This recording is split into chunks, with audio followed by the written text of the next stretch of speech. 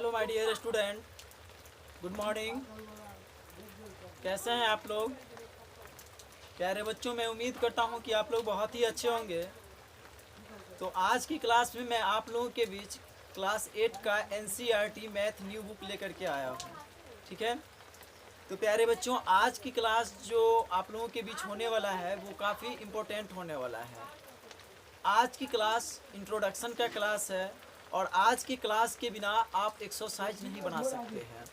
तो इसलिए यदि आप चाहते हैं कि हम एक्सरसाइज के प्रत्येक क्वेश्चन को हलवा की तरह सॉल्यूशन करें, तो इसके लिए आज की क्लास आपको देखना काफ़ी ज़रूरी है। तो ठीक है, तो प्यारे बच्चों, आज की क्लास में आप लोग इस वीडियो के ज़रिए हमारे साथ जुड़े रहें। हम आप लोगों को बेहद आसान ट्रिक बताऊंगा। ठीक है प्यारे बच्चों, आज की क्लास में हमें पढ़ना है क्लास 8 का NCERT न्यू बुक, जिसका अध्याय 1 में परिमेय संख्या। क्या पढ़ना है प्यारे बच्चों? परिमेय संख्या, परिमेय संख्याओं का गुणधर्म।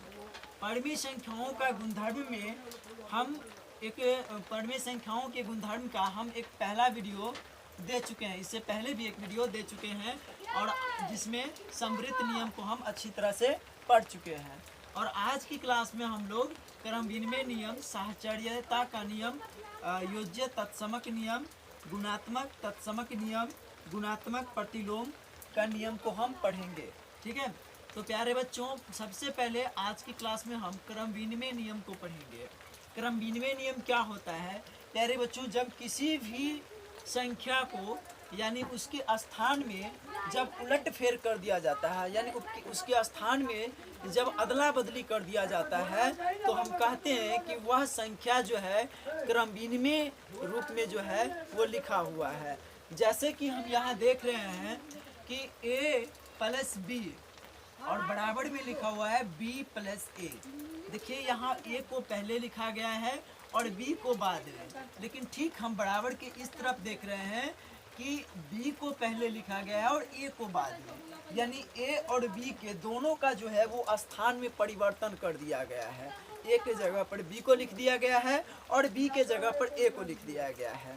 तो इस नियम को हम क्रम विनिमय नियम बोलेंगे। ठीक है, लेकिन अब हम देखते हैं कि ये जो है a प्लस b बराबर b प्लस a है, यानी इसके बीच में जोड़ का चिन्ह है। जब यहाँ पे जोड़ का चिन्ह है तो हम कहेंगे कि ये जो है योज्य मान जोड़ का जो है क्रम विनिमय नियम है। किस चीज का क्रम विनिमय नियम है? जोड़ का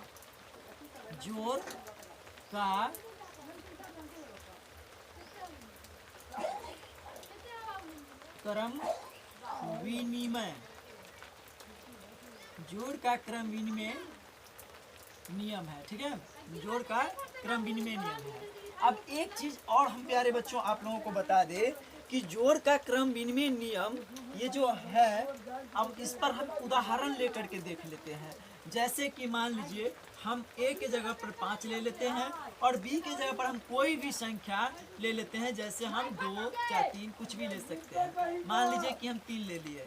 अब ठीक है, हम a के जगह पर कितना लिए? 5 लिए। अब a कहाँ है? यहाँ है, तो a के जगह पर कितना लेंगे? 5 लेंगे। और b के जगह पर कितना है? 3 है, तो हम b के जगह पर कितना लेंगे? 3 लेंगे और बीच में हम प्लस का साइन दे देंगे। प्यारे बच्चों, अब हमको एक चीज देखना है कि दोनों तरफ हम इसको जोड़ के देखेंगे। जैसे कि बराबर के हम पहले बाएं तरफ जोड़ेंगे और तो कितना होता है? 5 और 3 को जब जोड़ते हैं तो 8 प्राप्त हो रहा है। अब हम बराबर के साइन दिए और यहाँ 3 और 5 को जब जोड़े तो भी यहाँ हमें 8 प्राप्त हो रहा है। प्यारे बच्चों, दोनों तरफ हम देख रहे हैं कि इसके क्रम में परिवर्तन करने के बावजूद भी कोई फर्क नहीं पड़ रहा है। तो प्यारे बच्चों, हम कह सकते हैं कि a प्लस बी अर्थात यहाँ पे 5 प्लस 3 बराबर 3 प्लस 5 ये एक ऐसी संख्या है जो जोड़ के क्रम विनिमयता का नियम का पालन कर रहा है। ठीक है, यानी ये जो है योज्य यानी क्रम विनिमय नियम का पालन कर रहा है। लेकिन अब हम देखें कि प्यारे बच्चों, यदि अगर आपको इस प्रकार से भी दे दे a माइनस बी बराबर b माइनस a, अब ये जो संख्या है यह क्या है? घटाव के रूप में यानी व्यकलन के रूप में है। तो यह भी जो है क्रम विनिमय नियम, इस नियम को भी हम क्या बोलेंगे, क्रम विनिमय नियम बोलेंगे।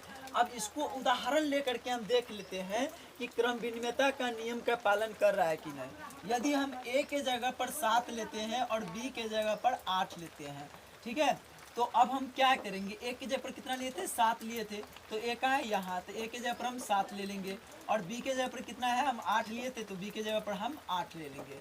प्यारे बच्चों, अब एक चीज़ हम गौर करेंगे कि जब किसी भी संख्या को उसके स्थान में अदला बदली कर दिया जाता है तो इस नियम को हम क्रम विनिमय नियम कहते हैं। लेकिन क्रम विनिमयता का नियम का वो पालन कर रहा है कि नहीं कर रहा है, इसको हमको जांच करना होगा, ठीक है। तो जांच हम क्या करेंगे, इस प्रकार से हम जांच करेंगे, जैसे कि देखिए अब इस 7 में से तो 8 घटेगा नहीं, तो 8 में से हम क्या करेंगे, इस 7 को हटाएंगे, तो जो अधिक होता है उसके पीछे जिस चीज़ का साइन होता है वो साइन हम देते हैं। तो अधिक 8 है और 8 के पीछे माइनस है, तो हम माइनस देंगे, और कितना लिखेंगे, 8 में से जब 7 घटेगा तो हम 1 लिखेंगे, ठीक है, यानी 1 हमारा आंसर हुआ। अब इधर हम देखते हैं कि यहाँ माइनस है तो माइनस देंगे।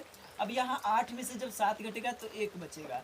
तो प्यारे बच्चों, अब हम देख रहे हैं कि एक तरफ यानी बाएं तरफ -1 प्राप्त हो रहा है और दाएं तरफ +1 प्राप्त हो रहा है, यानी दोनों तरफ समान आंसर जो है नहीं आ रहा है। तो प्यारे बच्चों, इस प्रकार से हम कहेंगे कि जोड़ हो या घटाव हो, गुना हो या भाग हो, जब दोनों तरफ उसका जो है वो आंसर जो है वो सेम आएगा तो हम कहेंगे कि वो क्रम विनिमय नियम का पालन कर रहा है। यदि दोनों तरफ उसका आंसर सेम नहीं आ रहा है सॉल्यूशन करने के बाद, तो हम कहेंगे कि वो क्रम विनिमयता का नियम का पालन नहीं कर रहा है। क्रम विनिमय रूप में होना एक अलग बात है, लेकिन क्रम विनिमयता का नियम का पालन करना जो है वो अलग बात है। क्रम विनिमय रूप में होने का मतलब है कि सिर्फ उसके स्थान में अदला बदली है तो हम कहेंगे कि वो क्रम विनिमय नियम में लिखा हुआ है। लेकिन जब उसका दोनों तरफ सॉल्यूशन करेंगे और आंसर जब सेम आएगा तो कहेंगे कि वो क्रम विनिमय नियम का पालन कर रहा है।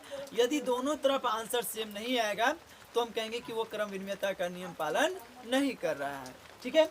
इसके बाद प्यारे बच्चों, अब हम क्या करते हैं कि साहचर्यता के नियम पर चलते हैं। साहचर्यता के नियम में हम देख रहे हैं कि यहाँ a + b + c लिखा हुआ है, जिसमें क्या किया गया है कि a और b को कोष्ठ के अंदर पैक कर दिया गया है और c को कोष्ठ से बाहर रख दिया गया है। इसके बाद हम देख रहे हैं कि बराबर के दाएं तरफ जो है यहाँ a को कोष्ठ से बाहर कर दिया गया और b + c को कोष्ठ के अंदर कर दिया गया है। यानी कि यहाँ हम देख रहे हैं कि जिसको कोष्ठ के अंदर में रखा गया उसी को यहाँ कोष्ठ के बाहर कर दिया गया है, और यहाँ जिसको कोष्ठ के बाहर रखा गया था उसको अब कोष्ठ के अंदर कर दिया गया है। यानी इस प्रकार से जब किसी भी संख्या को प्यारे बच्चों लिखा जाएगा तो हम कहेंगे कि यह संख्या जो है वो क्या कर रहा है, साहचर्य नियम के रूप में लिखा हुआ है। लेकिन अब हम ये चीज़ जानेंगे कि कौन सी संख्या जो है वो साहचर्यता के नियम का पालन कर रहा है या नहीं कर रहा है। साहचर्य के नियम के रूप में लिखना एक अलग बात है और साहचर्यता के नियम का पालन कर रहा है कि नहीं कर रहा है ये जांच करना एक अलग बात है। तो चलिए अब हम लोग यहाँ देखते हैं कि ये जो लिखा हुआ है, यानी जब एक को कोष्ठ के अंदर रखा गया और दूसरे को बाहर, और यहाँ बराबर की एक तरफ जब एक को जो बाहर में था उसको अंदर और जो अंदर में था उसको बाहर कर दिया गया, तो ये साहचर्य नियम में लिखा हुआ है। लेकिन अब साहचर्यता के नियम का पालन कर रहा है या नहीं, इसको अब हम जांच करेंगे। प्यारे बच्चों, मान लेते हैं हम कि a के जगह पर हम कितना ले लेते हैं, a के जगह पर हम 3, मान लीजिए a के जगह पर हम 3 ले लेते हैं, ठीक है, और b के जगह पर हम 4 ले लेते हैं और c के जगह पर हम 7 ले लेते हैं, ठीक है। अब हम क्या करेंगे कि a के जगह पर, प्यारे बच्चों, a के जगह पर हम क्या किए, 3 लिए थे, तो हम a के जगह पर 3 ले लेंगे, b के जगह पर 4 ले लेंगे और c के जगह पर 7 ले लेंगे। लेकिन हम एक चीज़ यहाँ देख रहे हैं कि a + b को कोष्ठ के अंदर किया गया, तो हम भी a + b को कोष्ठ के अंदर करेंगे और c को बाहर करेंगे। फिर हम देख रहे हैं a को कोष्ठ से बाहर कर दिया गया, तो a को हम कोष्ठ से बाहर कर देंगे। अब देखते हैं यहाँ b + c को कोष्ठ के अंदर रख लिया गया। अब इसको हम जांच करेंगे कि यह साहचर्यता के नियम का पालन कर रहा है या नहीं। अगर इस रूप में लिखा हुआ है तो हम कहेंगे कि यह जोड़ का साहचर्य नियम में लिखा हुआ है, ठीक है। यह जोड़ के साहचर्य नियम के रूप में लिखा हुआ है, ठीक है। लेकिन अब हम देखते हैं कि यह साहचर्यता के नियम का पालन कर रहा है या नहीं। जैसे कि देखिए 3 और 4 को जोड़े तो 7 प्राप्त हो गया, ठीक है, और यहाँ प्लस ये 7 है।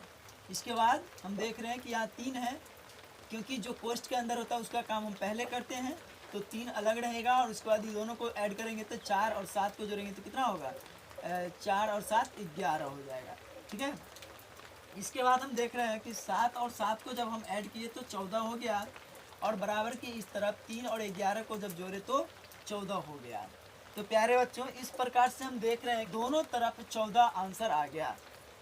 प्यारे बच्चों, अब हम देख रहे हैं कि इसके बाएं पक्ष और दाएं पक्ष दोनों पक्ष में सेम आंसर आ गया। तो प्यारे बच्चों, हम कहेंगे कि यह संख्या जो है, जो क्रम विनिमय साहचर्य रूप में लिखा हुआ है, यह साहचर्यता का नियम का पालन कर रहा है, ठीक है। यदि दोनों तरफ इसका आंसर सेम नहीं आता तो हम कहते कि यह साहचर्यता के नियम का पालन नहीं कर रहा है। इसके बाद हम आते हैं योज्य तत्समक नियम। योज्य तत्समक नियम क्या होता है? प्यारे बच्चों देखिए, योज्य तत्समक नियम क्या होता है कि जब किसी भी पूर्ण संख्या, प्राकृत संख्या या परिमेय संख्या या पूर्णांक संख्या में हम शून्य को जो जोड़ते हैं तो हमें वही पूर्ण संख्या या प्राकृत संख्या या पूर्णांक संख्या या परिमेय संख्या प्राप्त होता है। तो इस नियम को हम क्या कहते हैं? जोड़ का तत्समक नियम, यानी योज्य तत्समक नियम कहते हैं। और योज्य तत्समक अवयव क्या होता है? तो यहाँ शून्य प्राप्त होता है। जैसे हम कहें कि ए में यदि हम शून्य को जोड़ते हैं तो ए प्राप्त होता है, ठीक है। एग्जाम्पल के रूप में हम देख लेते हैं कि यदि हम 5 में यदि हम शून्य को जोड़ते हैं तो 5 प्राप्त होता है, यानी ठीक है। इसके बाद हम दूसरा एग्जाम्पल लेकर देख लेते हैं। यदि हम 3/7 में हम शून्य को जोड़ते हैं तो 3/7 प्राप्त होता है। यानी कि हम कह सकते हैं कि किसी भी संख्या में जब हम शून्य को जोड़ते हैं तो हमें वही संख्या प्राप्त हो रहा है। इसका मतलब वह योज्य तत्समक नियम का पालन कर रहा है, ठीक है। इसके बाद हम गुणात्मक तत्समक नियम को समझेंगे। गुणात्मक तत्समक नियम क्या होता है? प्यारे बच्चों, किसी भी पूर्ण संख्या, प्राकृत संख्या या परिमेय संख्या में यदि हम 1 से गुणा करते हैं तो हमें वही संख्या प्राप्त होता है। तो हम कहते हैं कि वह संख्या जो है वह गुणात्मक तत्समक नियम का पालन कर रहा है। लेकिन अब हम ये चीज़ समझेंगे कि गुणात्मक तत्समक अवयव क्या होता है। तो देखिए, किसी भी पूर्ण संख्या, प्राकृत संख्या या परिमेय संख्या या पूर्णांक संख्या में जो हम 1 से गुणा करते हैं वह 1 क्या कहलाता है? उस संख्या का गुणात्मक तत्समक अवयव कहलाता है। जैसे मान लीजिए कि हम 3/4 में हम 1 से गुणा करते हैं तो हमें आंसर 3/4 प्राप्त हो रहा है। तो इस संख्या का जो गुणात्मक तत्समक अवयव है वो क्या है? तो वो 1 है, ठीक है। जैसे हम दूसरा एग्जाम्पल ले लेते हैं कि यदि हम -7/2 में हम क्या करते हैं कि 1 से गुणा करते हैं तो हमारा आंसर कितना प्राप्त होता है? -7/2 और -7/2 प्राप्त होता है। तो यानी कि हम देख रहे हैं कि वही संख्या आंसर के रूप में प्राप्त हो रहा है जिस संख्या से हम 1 में गुणा किए थे। इसलिए गुणात्मक तत्समक अवयव यहाँ पे 1 प्राप्त हो जाएगा, ठीक है। इसके बाद प्यारे बच्चों, अब हम पढ़ेंगे गुणात्मक प्रतिलोम। गुणात्मक प्रतिलोम क्या होता है? तो वैसी दो संख्या जिसका गुणनफल हमें 1 प्राप्त हो तो उसको हम कहते हैं कि वह गुणात्मक प्रतिलोम का नियम का पालन कर रहा है और वह संख्या गुणात्मक प्रतिलोम है, ठीक है। जैसे कि हम इसको मिटा देते हैं। अब हम इसको इस रूप में देख सकते हैं। जैसे हम 3/7 लेते हैं, एक संख्या है, एक 3/7 एक परिमेय संख्या है, और इसी 3/7 में हम इसी 3/7 यानी 7/3 को पलट करके हम जब गुना कर देते हैं तो कितना प्राप्त होगा? देखिए, इस 7 से ये 7 कट गया और इस 3 से ये 3 कट गया, ठीक है। तो 3 से 3 कट गया और 7 से 7 कट गया। फाइनली हमारा आंसर 1 प्राप्त हो गया। तो जब हम देख रहे हैं कि दो संख्याओं का गुणनफल एक प्राप्त होता है तो हम कहते हैं कि वह संख्या जो है एक दूसरे का गुणात्मक प्रतिलोम है। ठीक है, तो प्यारे बच्चों, आज का क्लास आप लोगों को कैसा लगा? मैं उम्मीद करता हूँ कि आप लोगों को अच्छा लगा होगा। तो आप लोग कमेंट में बताइएगा कि आप लोगों को क्लास कैसा लगा। ठीक है, जय हिंद, जय भारत।